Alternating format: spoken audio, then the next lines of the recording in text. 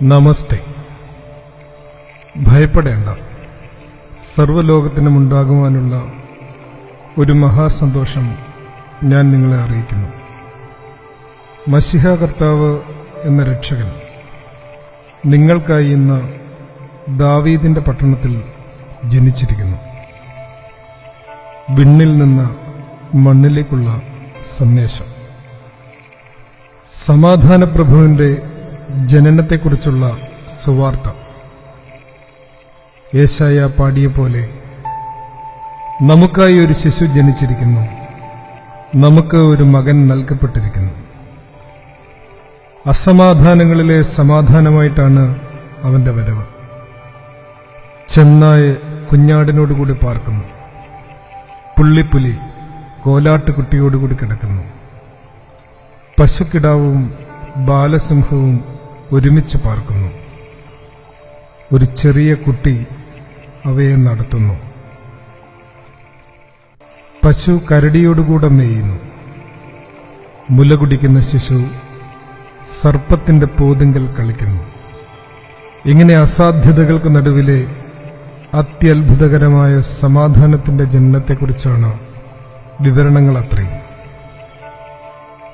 ദൈവം ഇന്നൊരു ശിശുവായി സ്വയമേ വെളിവായിരിക്കുന്നു.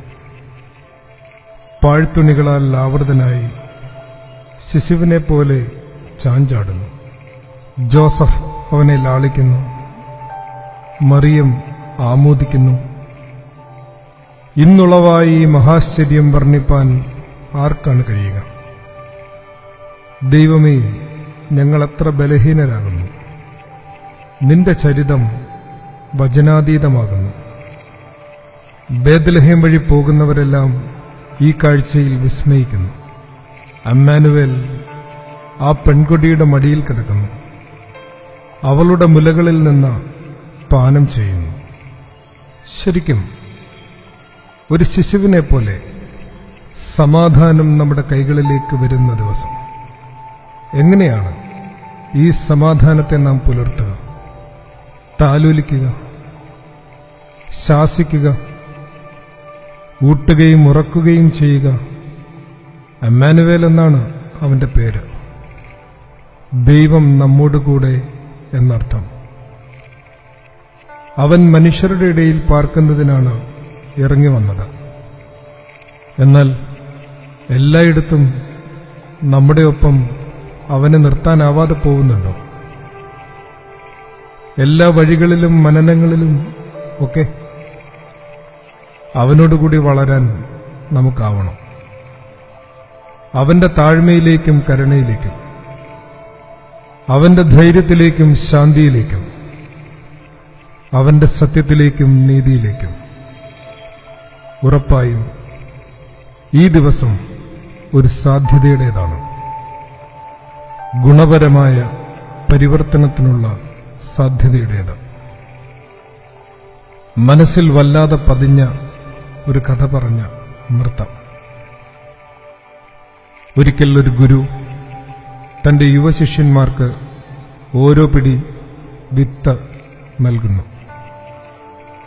ഒന്നാമൻ തനിക്ക് ലഭിച്ചത് ചുട്ടുതിന്ന് സ്വന്തം വിശപ്പടക്കി.